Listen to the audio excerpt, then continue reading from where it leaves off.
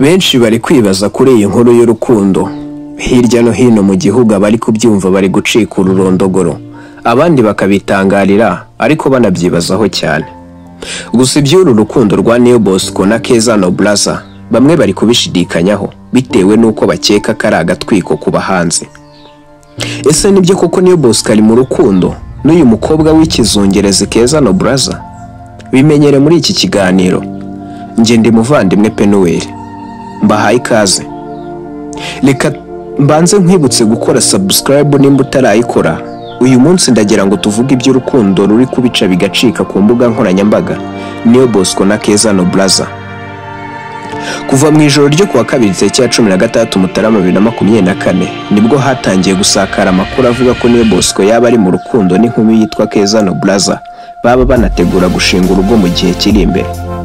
Ibi byose byavaga ku mashusho yabagaragazaga basohokanye ahantu heza.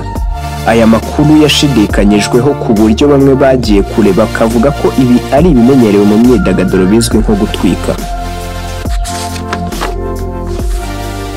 Benshi bavugaga ko kuva Niyo Bosco akisinye amasezerano muri Kickass Music, Niyo Bosco yari akeneye gukora inkuru itigisa imyidagaduro nyarwanda, akongera guhabwa umwanya nk'uko byahoze ubwo yabarizwaga muri MI Empire y'umunyamakuru Irene Murindahabi.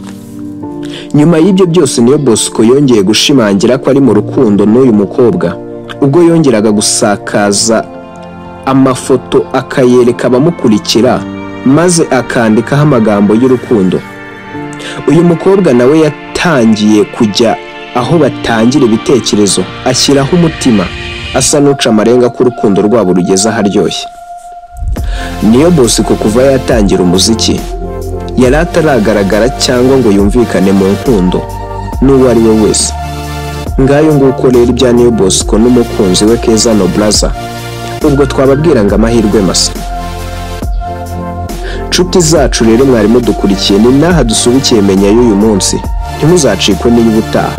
Nje nitwa Muvandimwe Pennuel, iyi channel yitwa Mira Rwanda. Niba utarakora subscribe bikore nonaha, ubundi tujye tubana umunsi ku wundi. Ntugacikwe n'akantu na kamwe. Aha niho umenyera ibintu byose. Ndabashimiye, mukomeze kugubwa neza.